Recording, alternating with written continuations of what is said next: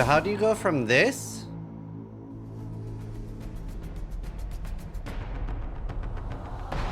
to this? Hi, Zizaran here with another video, and today we're going to go over how to identify items, knowing which ones are good, which ones to sell to other players, which ones to vendor, which ones to keep, and more. Now, this is an extremely difficult topic to convey, so it'll probably be a bit of an incomplete video because, well, it's just a hard one to make. It is a complex issue that does require a lot of experience on your part, but there are some pointers we can give you in the right direction. Now, a good tip is obviously playing a lot of different builds. When I was new, I made sure that I would play like a melee build, a caster build, a minion build, and a bow build, because you do learn quite quickly by following build guides and seeing what items are recommended for that build. And quite early, you'll understand simple things like life and resistances are good. But we're going to go over some general fundamentals, elaborate on them, and explain a few practical examples on the end. Before we get started on talking about items, let's shortly address the most important part of finding items in Path of Exile, your loot filter. I have several videos talking about loot filters and their importance and efficiency, as well as an interview with the creator of Filterblade, the tool you use to make loot filters. But the short version is, having a properly set loot filter does most of the work for you, as you don't want to identify too many items. Your goal is to identify fewer but better items, and yeah, that's pretty much it. So, what makes a good item? First, let's look at unique items, as they are simpler. Unique item prices are usually dictated by how rare they are, but not always. Your loot filter will do a big majority of the work here. However, this is not always true. There are items such as Ventress Gamble, Immortal Flesh, and many unique items that are worth multiple times more with good currency rolls. For example, a bad Ventress Gamble would have something like -8 quantity and -20 rarity, and a good one would have +8 quantity or +10 and +40, right? That'll be a huge price difference, taking it from being worth 1 chaos to multiple divines. The only thing you can do to learn is slowly playing the game, listening to your loot filter, and checking the rolls on your item on the trade site. This will obviously be very tedious, but you will generally remember it, and some things will change in patches, but generally not massively. Moving on to rare items, and this is going to be a longer one. First of all, consider the type of item you just identified and what stats you usually want on them. The number will vary how early in the league it is, but they're a good benchmark overall. So here's a good belt. It's got 80 plus life and 70 plus resistances, which is great.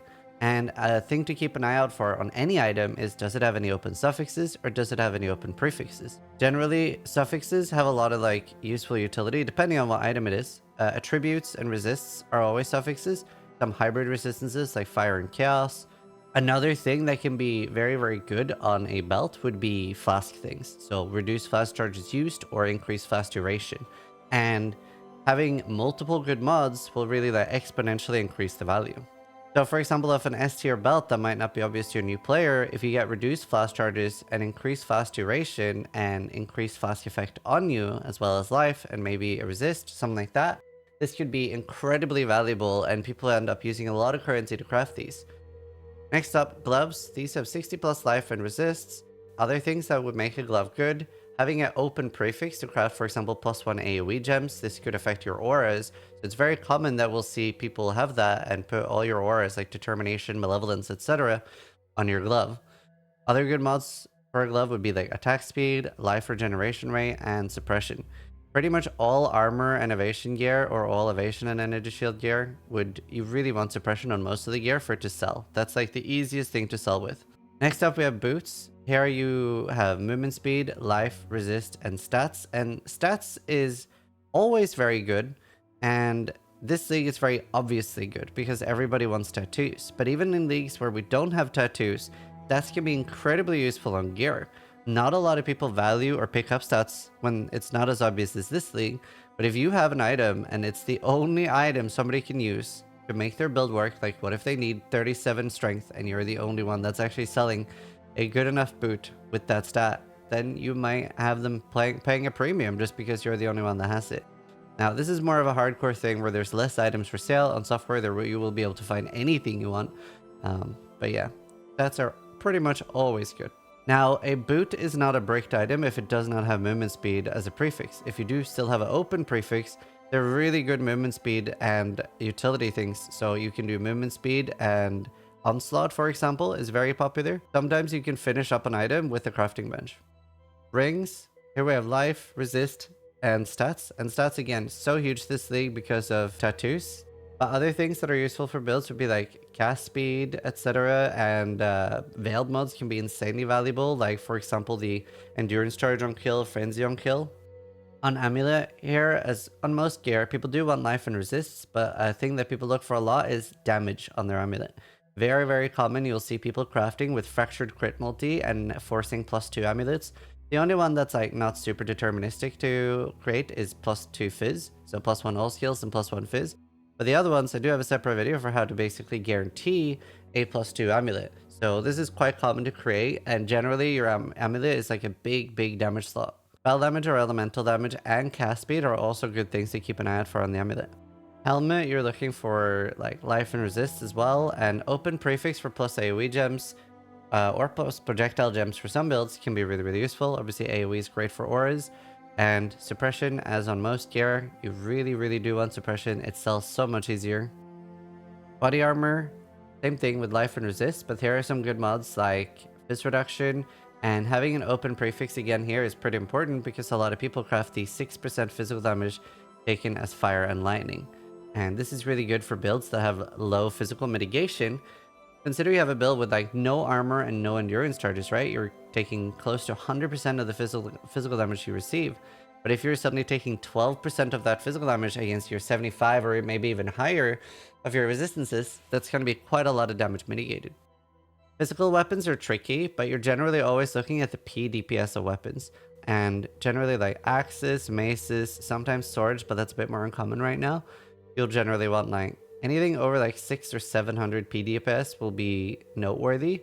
If you want to calculate it manually for whatever reason, instead of just copy pasting it into Path of Building, you can do the bottom roll of the damage plus the top roll of the damage divided by 2 and multiplied by the attack speed. The number one important thing for looking here is that it needs to have flat physical damage and percentage physical damage, and they work together, and attack speed is huge as well. For caster weapons, plus spell gems like fire or just all spell is huge, especially +1 all spell, and especially if you already have +1 all spell, it can be very easy on a lot of items to force the +1 fire, cold, etc. Spell damage is huge, and cast speed, damage over time multiplier. Like for example, you could have a really good weapon with like 70% spell damage or cold damage, +1 cold gems, and then you could have cold damage over time multiplier and damage over time multiplier. And a really neat trick for making caster scepters is using the fear essence and having spiritual aid on the skill tree, making minion damage count as any damage. For elemental weapons, like I said, spine bows, etc. with over 1000 elemental damage is really big, and we'll see a lot of people crafting these with rug. I do have some videos about how to rug craft. And then plus socketed gems can be useful, like we have +3 bows for EA. Crit can be really good for a lot of builds, and additional arrows fired. You see a lot of people fracturing +2 additional arrows fired on spine bows. Shields, so both shields and body armor is item level 86 for suppression, and you can get really good stats like max res. If you get a +5 max res shield, so like let's see +3 fire and +2 all, this can be incredibly valuable. And then you have the full energy shields like fossilized spirit shield, etc. They can also get +1 skill gems like fire, cold, lightning, etc. You need at the very least a combination of 2 of the mods above to even consider looking at them further. And if you're in doubt, make sure to hold Alt to check the tier of modifiers you're having, as 2 or 3 tier 3 mods or higher can be worth looking at. And eventually, by experience, quickly you'll just be looking for you sort of get used to what you're looking for and you're going through them very quickly. And again, remember to check for open prefixes and suffixes. That can make the item considerably more desirable. If it's between having, let's say, a ring with 37 fire res, 47 cold, and 1.2 life regeneration, having an open suffix there instead of the 1.2 life regeneration is huge. Now, another thing that's very important to know is don't worry about missing good items in Path of Exile. You will miss good items, it will happen, don't worry about it. Even super experienced players have this happen, and this is another common fear when selling items. So let's do a funny little anecdotal story. There was a ring I wanted to buy. It was like 1 divine and it was pretty cheap. So I wanted to buy it. I messaged him to buy it and he did not respond and instead relisted it at 2 divines. I still wanted to buy it and it was still a good price. So I was like, okay, 2 divines, sure. He relisted it at 3 divines. Okay, now it's getting a little bit expensive and there's a lot of other options for this price. Well, let's try again. I messaged for 3, he relisted at 4. Now I don't want to buy it anymore, but let's fuck with this guy and see how high he will list the item. I got him all the way up to like 11 or 12 divines, something like that, before he... I mean, I stopped messaging him, but I checked. I like made a notepad of his name and the item, and I checked at the end of the league. It was still there, still for sale, and he just never sold it. Like, this is a crazy thing to do. Like, sure, if you're getting spammed by items, maybe like, yeah, I undersold something. But it's actually not important if you undersell something, because even if you're on softcore or hardcore, it doesn't matter. We're all losing our stuff at the end of the league anyway. And that's the really wonderful thing about the temporary leagues. Generally, you're learning a lot. So quite often what I've seen new players do this league, they'll message me after the trade and be like, hey, now that I've already bought the item, can you be honest and tell me, did I undersell that item? And sometimes I'll be like, yeah, you probably could have gotten 1 or 2 more divines from that, because that player can learn something from that, right? And we've all been there. You are going to undersell things, and maybe you can... Sometimes you just know like, well, no, this is the price they're going for right now, but I believe they'll shoot up. Earlier in the league, I bought a lot of warrior jewels for 40 to 50 chaos, and they're like 4 or 5 divines now, because I was pretty confident that these would go up in price. So how do we look over items so fast? A lot of people remark that it just looks like I'm skimming over the items and just like click, click, click, click, click, and looking at the items for less than a 0.1 second each, but I already know if it's trash or not. A technique I use is basically early in the league, especially when I'm solo self-found, I am looking for like a diminishing return type system on my items, right? If I have trash boots, I'm going to be picking up pretty much every single boot and have a very high likelihood of getting an upgrade, right? But then let's say that I have boots that is 14% suppression, 30 movement speed, 30 chaos resist, like, and tier 1 life. They're really good boots, right? Maybe open suffix that I have crafted something on there. They're really, really good boots. And I probably don't care about picking up every boot anymore, and now I'm actually only looking for good boots. So I'm skimming, and if I don't see spell suppression, I'm probably just like looking past it. And then if I see a high spell suppression, like over 10%, but I don't see life, it depends. Sometimes an item can be good by just suffixes, because we do have advanced crafting we can do there. But you start looking for like certain patterns in items, and if it doesn't have that pattern you're looking for, you're just skipping it entirely. So, for example, we'll look at some items and we'll talk about them. So this brood locket, this would actually like make me stop and think instantly. Why? Because it has +1 all lightning skill gems, right? That's like, in my brain, these are one of the mods that I'm like, ooh, further investigation, right? Whereas if this didn't have just that one line, this would be instantly vendor. I would do 0.1 seconds and just like, oh, this is being vendored. But since it has that line, then I'm like, this needs to be looked at further. Then I hold out, and it has cold res, as strength. Sadly, has a rarity suffix there. But what if I annul this, right? If I do an annulment, there are 3 good outcomes that can happen.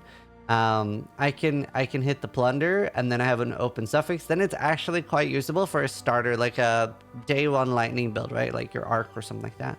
If I hit the energy shield or the evasion, then it's actually quite good because I get to craft life. This ring is trash. It has nothing on it. I would just instantly vendor that. Like, it does have life, resist, and an open suffix, but it's on a bad base. The only reason I'd be picking up an iron ring to begin with was I was looking for alterations, but there's an exception to this that a lot of people might not think of. Let's say that this was like 70 life, 44 fire resist, 44 cold, and then an open suffix.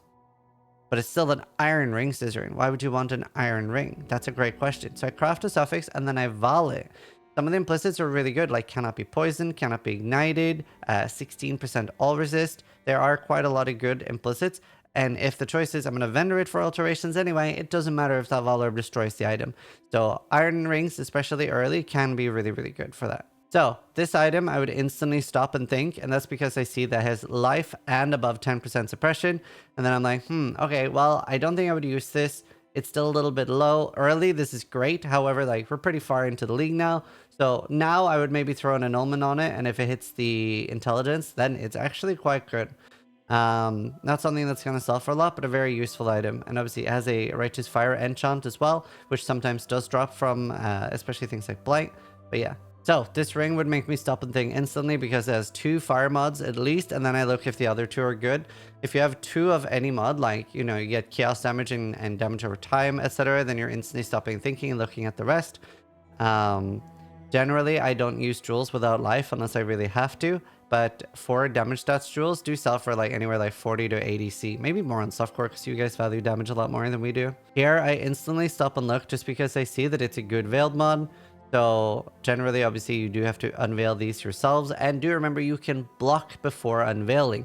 For example, on prefixes on a lot of items, if you craft mana before unveiling, you're almost guaranteed life. There's a lot of suffixes you can block as well. Amulet, I believe it's Valpact. Weapon suffix is like charges. I can't remember what to block on ring suffix, but either way. Here we have frenzy charges on kill, 55 strength, 39 lightning res. And, you know, if it was on a better base, this would be very, very interesting, because what we can do is we can do suffixes cannot be changed and do a veiled chaos orb. You can also do suffixes cannot be changed by a bristle matron. That's 1.5 divine instead of 2, so you save yourself a little bit of currency there. And if you do a veiled chaos orb and craft mana, you're guaranteed life. So now you have a ring that gives you frenzy charges, lots of lightning rest, lots of strength, and it'll get like around 55 or 60 life. And here at the bottom, we have a really nice glove. It is 43 fractured lightning rest. How does fractured gear work? Well, this is hard-coded onto the item, so I can't divine that differently, and I can't craft it away, right? Even if I valve the item, it stays.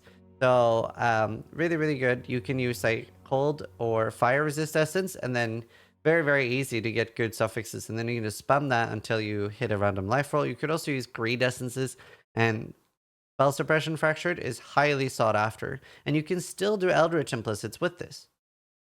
So this was our attempt at helping you get better at identifying items. I hope it helps a little bit, but obviously most of this just comes from experience. Let me know what in the video you felt helped so that we can maybe make an even better video in the future, because obviously this is a very difficult topic to handle.